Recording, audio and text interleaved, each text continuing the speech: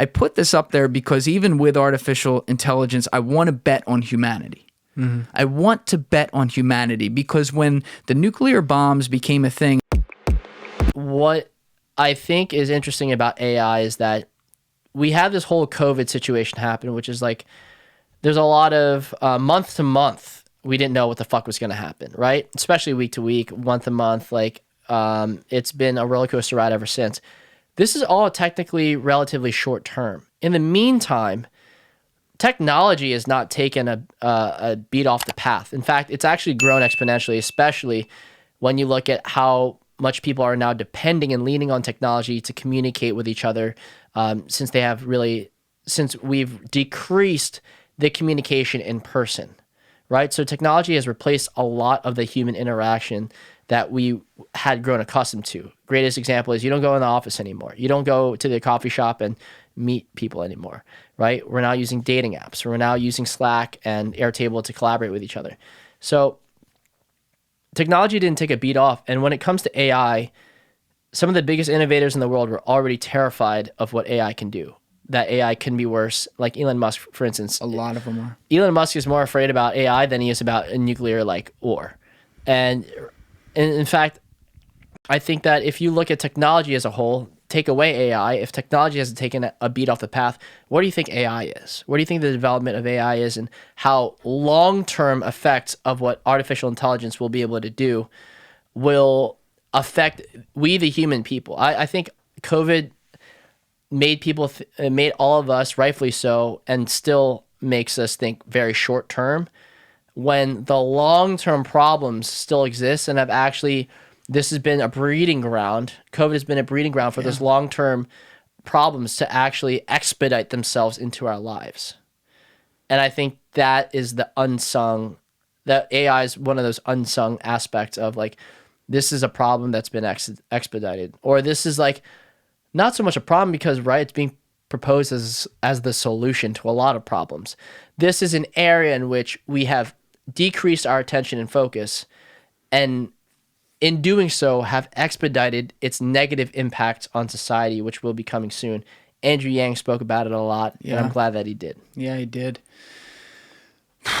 It's a loaded topic, and for people who haven't looked into it, I know it seems like a loaded idea, and if you're not like crazy interested in tech, it's like an eye roll. I understand that, but I would take the time to look into it because you live around it. And you talk about COVID being a breeding ground. It wasn't just a breeding ground because, the tech world was able to continue and just go on like nothing happened. It was also a breeding ground because with everyone home and out of their normal and connected to each other by technology, they're producing more data points. Mm-hmm. And AI runs on machine learning. I mean, it's not all of AI, but there is a large aspect of AI that depends on machine learning, which in the English language would mean that it needs data. Data is its food. Mm-hmm. It then learns from if this, then that, right, wrong, yes, no, whatever. And over time, it learns to figure things out. And as it does, that computer becomes more and more powerful because AI is a computer. And so all these people who are now relying on technology more than ever, whether it be on social media or just using the internet or combing platforms like Google, who own companies like DeepMind, which is the most important artificial intelligence house in the world that's known, they're getting more information from this. Their machines are learning more. And it's a wild thing to think about because you do face like an existential crisis potentially. And I try to look at it from the positive lens too, because there's good to come of it. But we've already seen the early iterations of this with things like, I mean, I could name any platform, but let's use YouTube as an example. Mm-hmm. That YouTube algorithm is a machine learning artificial intelligence technology. Mm-hmm. So it curates its feed with one goal in mind. It wants to keep you watching, consuming content. Yep. So it learns about your preferences. And then what happens is over time, as it says, like, okay, if Julian likes watching this, then he'll like watching that. The more deeper down that rabbit hole you go, the more likely you are to be changed by the beliefs of the content that come your way. So even indirectly, that artificial intelligence is moving you. And like I've taken it seriously for a long time, and it's awesome to me, and you're being humble because talking with you before this, you've done a lot of work on it and trying to learn about it. But people need to do that. Look, I put this piece in here for a reason. Like I curated this art right here for a reason because in a studio I want to feel the vibe. I want to feel some things that I stand behind or things I think about, right? And this wall right here, you know, if you're not watching, the wall I'm pointing to, I have two images. I have an image of a nuclear bomb test in 1946 out in the Pacific that our government did after World War II, where we were just making sure we had our hydrogen and atom bombs all in order. All in sync. And then below it, I have the famous, I think it was Michelangelo who painted it, but the picture of the hand of God and Adam's hand, if you know what one I'm talking about, but the hand of God is replaced by a robot hand. And I put this, I love that you brought that up about Elon Musk making the point that it's a worse threat than, you know, a nuclear disaster. I put this up there because even with artificial intelligence, I want to bet on humanity. Mm-hmm. I want to bet on humanity because when the nuclear bombs became a thing and it moved to the hydrogen bomb and the A bomb, which are, you know, the steroid version of it and could mean the end of humanity if certain countries start hitting the button against each other.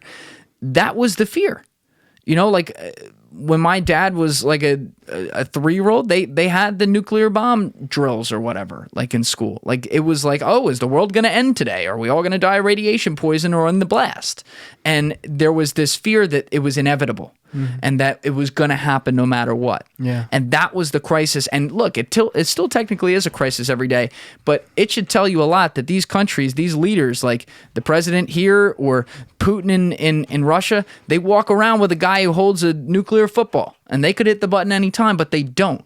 It's like we've learned, and hopefully it does never happen. But we got through that crisis. And now the crisis we face, potentially, and I say crisis lightly here, but not lightly, if you know what I mean. It's unknown if it is, but it's going to be like, well, what power do we give to machines? What does that mean for our reality? Do we create machines that suddenly surpass humanity?